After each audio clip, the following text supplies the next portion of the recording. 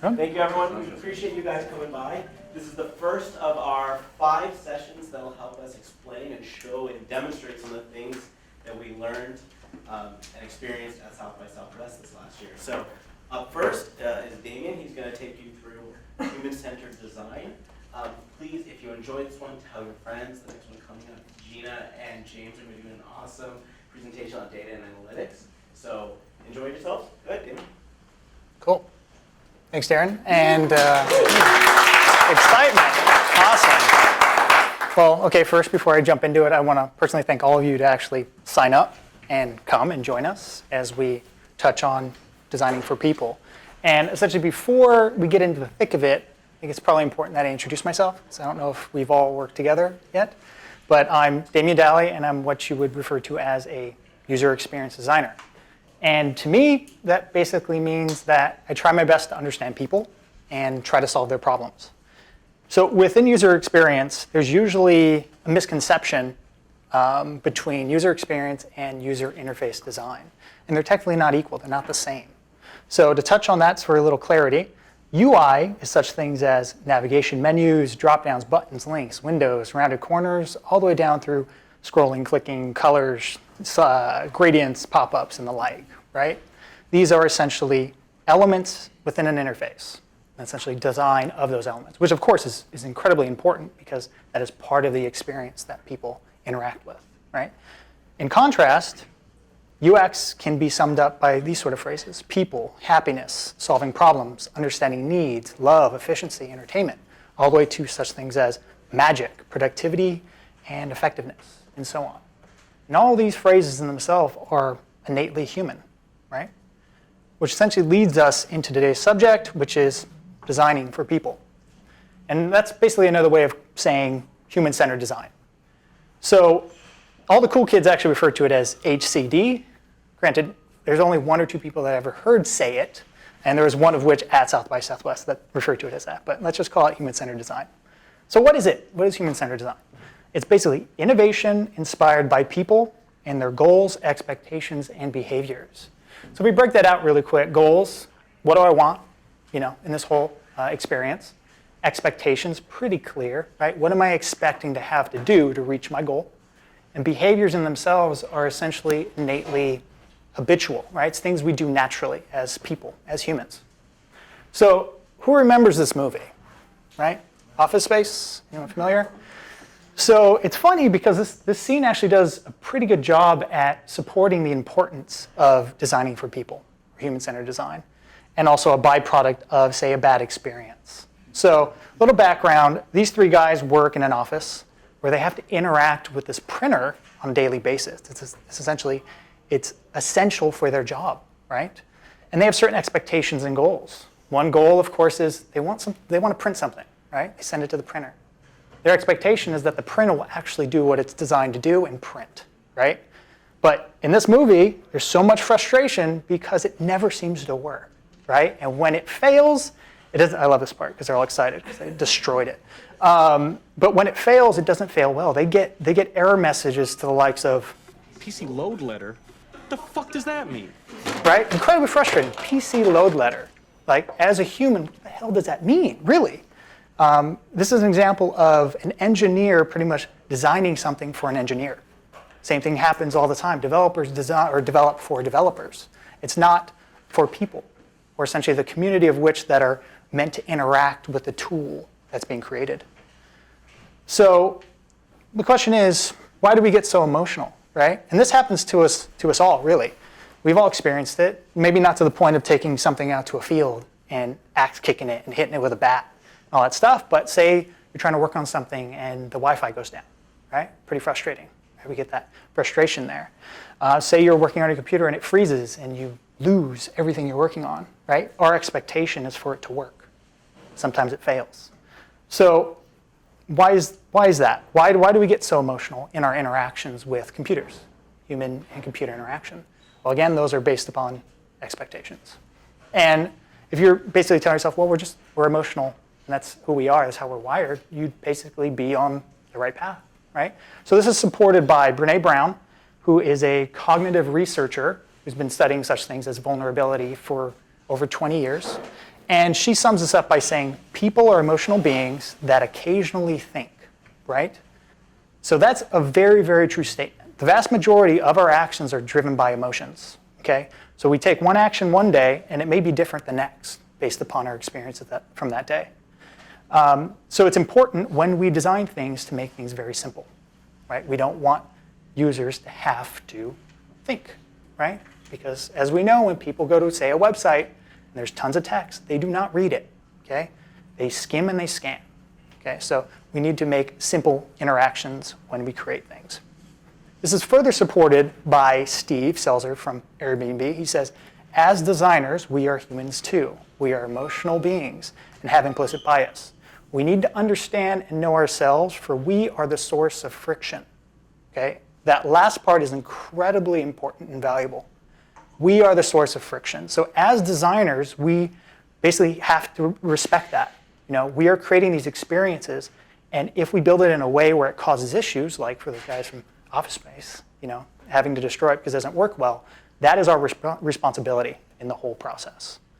So moving from here, you know, should everything be totally frictionless? So friction and frictionless, these are kind of key terms that are being used a lot now.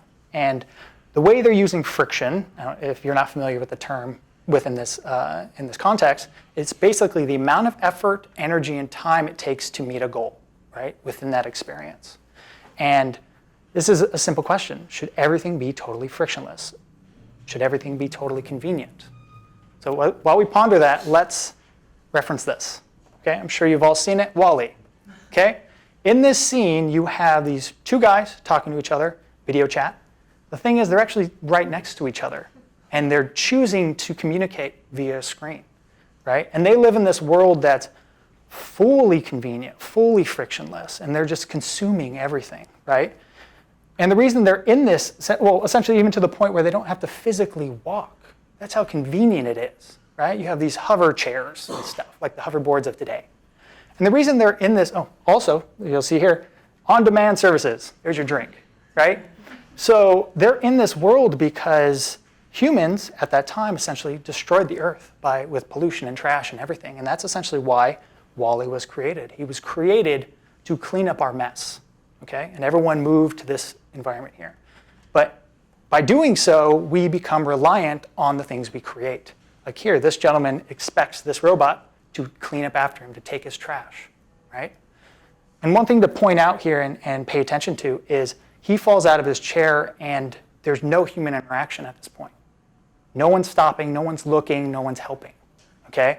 And we essentially are a slave, and we're reliant on the technology that we created at that point, okay? Fully convenient, but no one's there to help. And WALL-E's a little bit of a foreign aspect of it because he's an older artificial intelligence for that. But that's the thing. If we get to a point where we're fully convenient, fully frictionless, we have these innate needs as humans to connect, and we essentially lose it because it's artificial communication that's happening. We have that layer communicating via video chat and the like. Anyways, Steve, referencing this, says, the future will be frictionless and convenient. However, removing all friction limits reflection, skewing lives towards intolerance.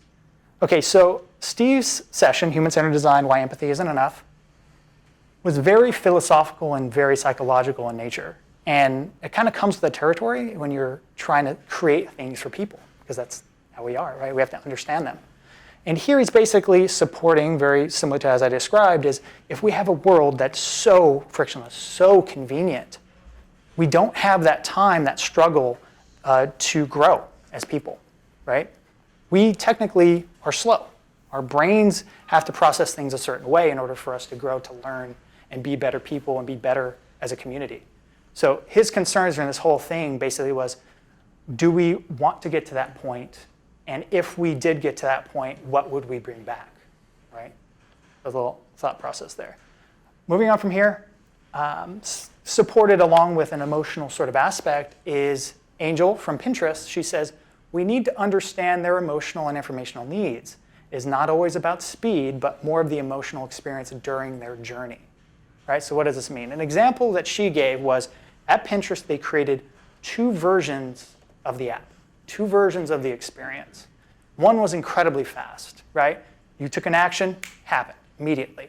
No real payoff. It just happened, okay? Pinning something, liking something, whatever. Then they created this other experience that was slower. There was a lot more friction in it. It was actually engineered friction. It basically allowed one to see a byproduct of their action. So someone has to literally, say on Pinterest, they have to literally be emotionally invested enough to pin something, to like it, right? Enough to pin it to their board. And that is an emotional trigger. And you need to have a correlating response to that. So they needed to see, I click it, there's an action that happens from it, right? They're invested in that manner. So when we create experiences, we should understand that it's not always about speed. 5, 6 years ago, if you asked someone what's more important, the experience or speed, speed. Today it's different, right? So moving forward, let's talk about where's the magic? Magic. What do I mean by this? Basically, how do you create these experiences that people love, right? That they're happy with, that they really dig a lot and they want to continue using it? Well, Raul from Uber sums this up by saying, make the complexity of your product invisible to the user. The magic is in its simplicity and a great experience. So that pretty much sums up a general approach, right? As of today, which is different than 5 or 6 years ago, today there are expectations from consumers, right? They expect your app, your service, your product, your site to be aesthetically pleasing, right? Back then, that was a differentiator between certain companies. Oh, my site, it's better because it looks better than whatever, right? And then now there's also expectations that the product that you make, the app, the service, whatever, fulfills the goal quickly, right? That I'm seeking. It serves a purpose and it does what it's meant to do. But now it's basically that experience within it. That's why we have so many social networks and the like, right? We can pick one or the other, but the best experience basically rises to the top when we interact with things. Moving on from here, let's talk about human behavior and not demographics. Again, as mentioned earlier, behaviors are essentially habitual as humans, right? We do things naturally, and a lot of it's actually subconscious. This is Nancy from Wild Agency. She touches on this by saying people are naturally compelled to finish what they start, which is referred to as the Zeigarnik effect. And this is one of the invisible motivators in encouraging people to do things you want them to do, right? And this is a psychological effect that's been proven. Once they start something, they're more compelled to complete it, right? So the question is, how do you get someone to start something then, right? Because once you start, more compelled to finish. Well, here's a simple example. Say you have a process that takes 3 steps, okay? Each of these steps are different based upon their complexity, the amount of effort it takes to do it, right? To be successful, to encourage someone to have the least barrier to entry to interact with this, to get them on the path to continuing and being compelled to go forward, you want to make sure it's in an order of least barriers possible, least friction first. And with that psychological effect, they are more compelled to complete it, right? So again, very simple sort of representation. She also touched on the scarcity principle, and this is used all over. This is used Amazon and this is like a hotel booking site. I think it's booking.com, actually. And they do a really good job at this. Okay, it's clear up there, cool. They do it in very different forms. So if we look at the top, it's gonna be an orange arrow, boom. There are 6 people looking at this hotel, right? So obviously it may be a good place to book, right? There's 6 people there. Supported with this red saying, in high demand, only 3 rooms left to book, right, on our site. Now there's competition. There's only 3 rooms. There's 6 people looking at it. Hey, I better book this quick. It's going to get taken, right? It's further supported halfway down. It says, oh, man, you missed it. We received our last available room at this property, right? It's been booked. So you're like, wow, people are buying and booking these rooms real quick. And even further down, booked 4 times today. And above it's correlated very similar to the first one. There are 3 people looking at it right now. So this is all things basically defining, you know what, you better book quick, you better buy this item, you better do this, fulfill this goal that we want you to do quickly because you know what, it may not be there. And this is done all over the place. Let's jump into likes, dislikes, and expectations of today and tomorrow. Man, I love filling out forms, said no one ever. And that's very true. No one wants to fill out a form today, right? And this was actually given in a session called, you know what, fuck drop-downs, right? Because a lot of people in the session, and it's not navigational drop-downs, it's within forms, the drop-downs. You click it, and you get this huge list of stuff that you have to scroll through and select, right? So they gave a bunch of examples of how people are using them incorrectly and how to use maybe better form elements when you're creating stuff. So like if you have 2 options, don't use a drop-down, use radio buttons, right? Instead of 2 clicks, click, select, you have radio buttons, you make 1 click, and you're done, right? Further on, they actually touched on kind of an aspect of a little bit more personalized experiences. Very similar to say you're on a flight booking site, okay? And you're filling out all your information that you need to fill in order to buy your ticket, one of which is your birthday, right? I'm buying the ticket, it's 1 ticket, and it says, hey, what's your birthday? And the year that they show me first is 2016. Obviously, I'm not born this year, right? I'm not an infant trying to book this ticket. Why am I being shown this first? It should be smarter. It should serve, and it should be relative to my expectations, right? In the same session, Golden Krishna, who has an awesome name, Golden Krishna believes the best interface is no interface. So what does that mean, right? We are used to these things, right? We have a UI that we need to interact with. Basically, he's under the impression and believes strongly that there are experiences that can be improved upon without an interface. It's unnecessary to a certain extent. We'll jump into an example. An example of this is actually Nest, the Nest thermostat. It's a smart thermostat that you get to play with and set the dial and all that stuff. So that in itself technically isn't no UI, right? You're interacting with an interface. Difference is it actually learns things. It learns the temperatures you like, when you like them, when you leave, when you come back, right? And it uses this information to kind of change the paradigm of how we interact with computers today, right? We are technically serving computers. Computers are designed to do something, and we need to trigger it by doing so, by clicking a button, by entering a command or whatever, in order to ask it to fulfill its purpose. This is different. Basically, it's learning everything about you in the function that it's designed for, and it will essentially set it for you. You don't have to interact with it at all. So initially, it's not a no UI interface. It's basically standard, but over a short time, it does learn, and then it's a no UI. I do not have to interact with it at all, because it knows me. So it's similar to this. Let's embrace basically typical processes instead of screens. Again, screens are all over the place. There's a screen right here, screen in your pocket, screen right there, screen in your car, screen on your wrist, right? So they're all over the place, and a lot of people jump to leveraging those because they exist, and we're used to interacting with them. But the premise behind, again, no UI, is we need to really think about what people want, right? What are their goals, and how can we actually do that potentially without an interface to some extent? So a lot of large car manufacturers, Mazda, BMW, Audi, including Hyundai, created these mobile apps that serve certain purposes, basically. And they're designed almost as if they're an improvement on the key, right? You can start your car, you can unlock your doors, you can change climate control and all this stuff, right? Sounds amazing. Sounds like this is the future. We're using our phones to do all this fancy stuff. Well, that said, let's actually jump through the process and see if it actually really is an improvement. So obviously, if I want to unlock my car doors, I have to walk up to my car. Okay, that's a natural thing I do. I want to unlock my car doors, I need to pull out my smartphone, right, out of my pocket. I want to unlock my car doors, I need to wake up my phone. I want to unlock my car doors, I need to unlock my phone. I want to unlock my car doors, I need to exit the last app I was in. So obviously, I was on YouTube watching the cat play the piano for some reason.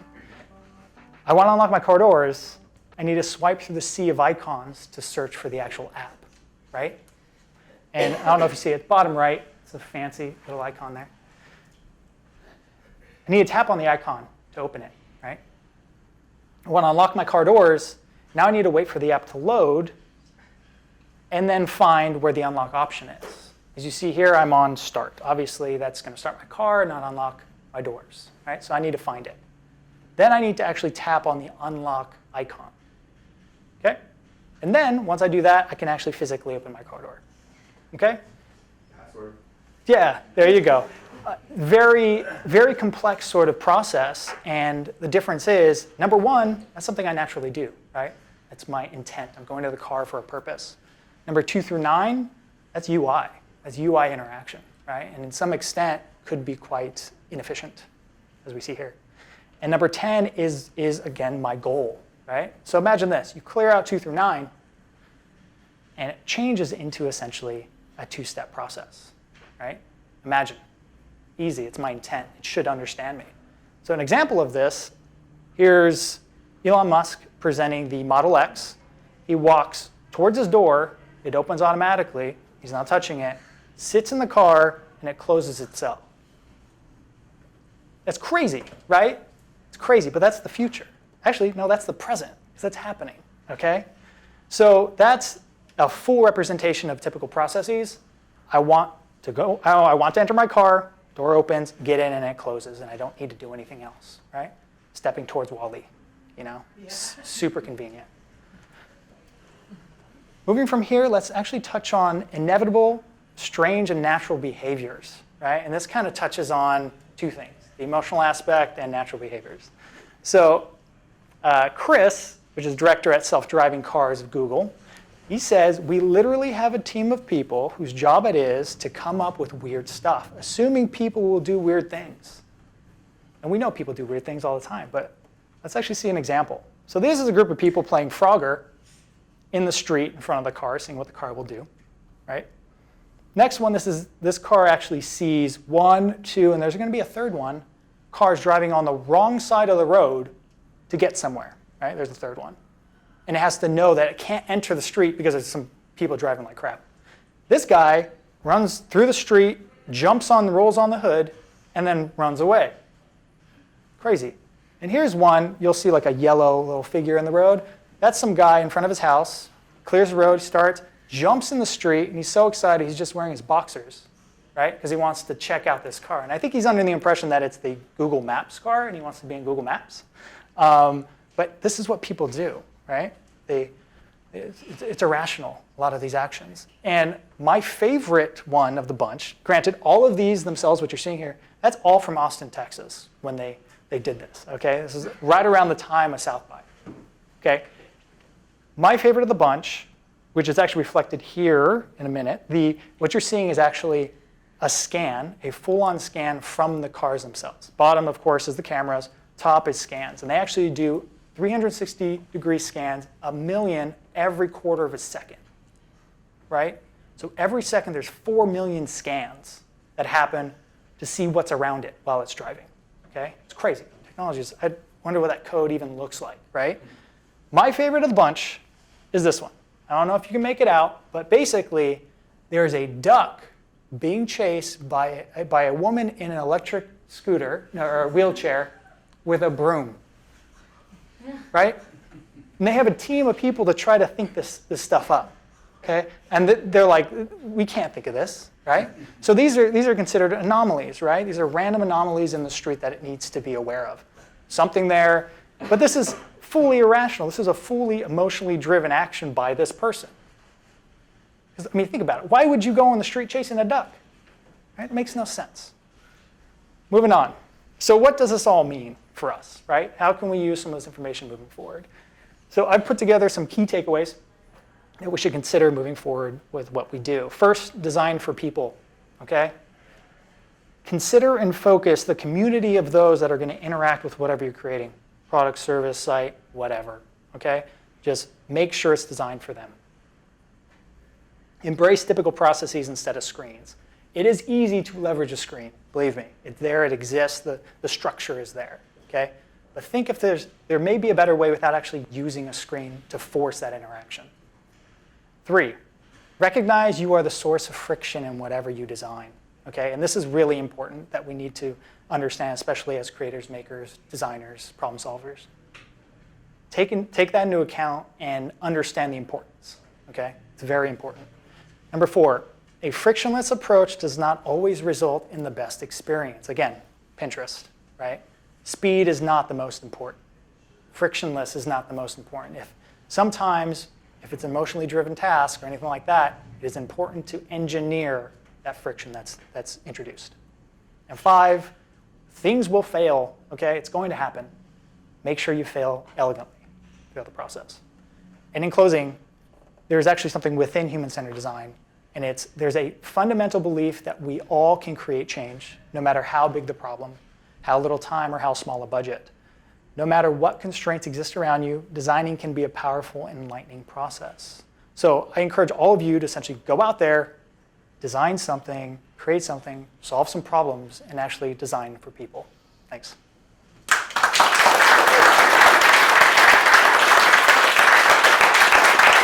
And before we get into questions, South by Southwest was really cool. One of my favorite experiences in itself was Mr. Robot. They did this full-on sort of activation. They took a whole block and they recreated. I don't know, has anybody watched Mr. Robot?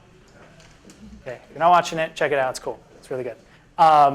Basically, it's full-on activation. They recreated Coney Island, where they actually shoot the show. Full-on Ferris wheel. They had games. But the cool thing, which you notice, I don't know if we have one in here, but from the poster is this. This was a full interaction that they had.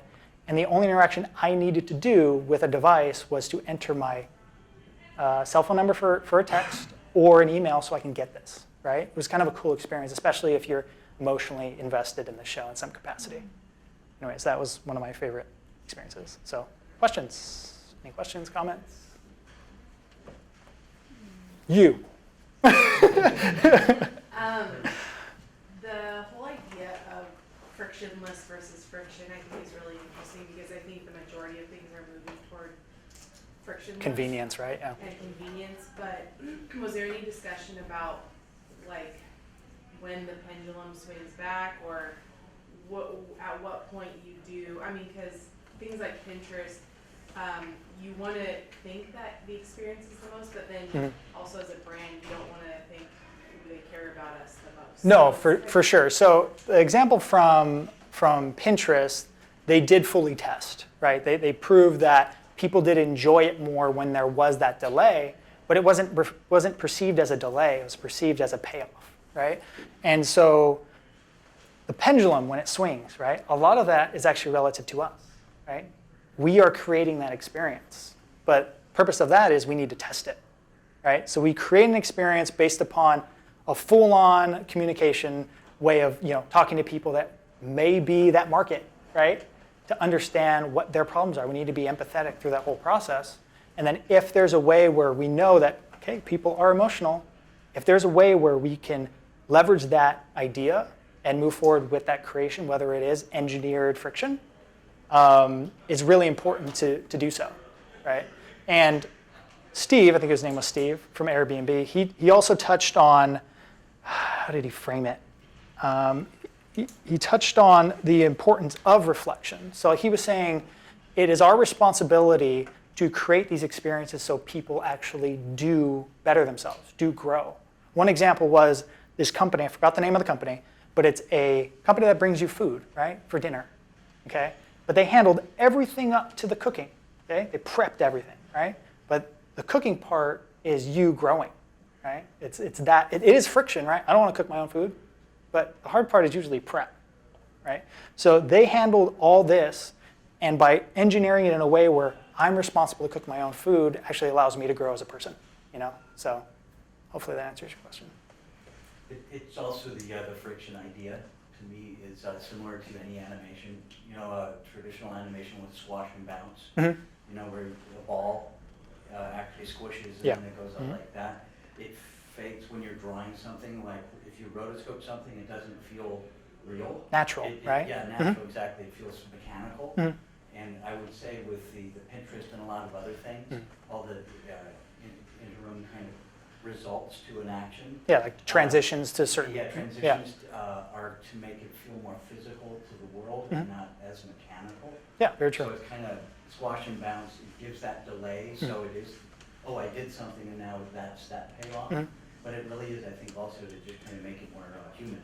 Yeah. Fake human. Yeah, for sure. You And can't- example of that specifically, like the squash sort of thing, is of course Facebook recently they added all those different emotions and stuff like that. Tap, you hold, and you can select, right? And they animate. Okay, and you select it, it does this sort of animation, and it goes ding, right? Gives you a note. So that's a payoff. Before they added all those, it was just a, right? That, and then before that, there was no noise whatsoever. So they themselves are recognizing that every interaction on there, it's a social network, right? We're interacting with people, and it should be innately human. You know, I'm invested in liking your post and that sort of thing. Any other questions? No? Okay. Well, thanks everybody for coming out.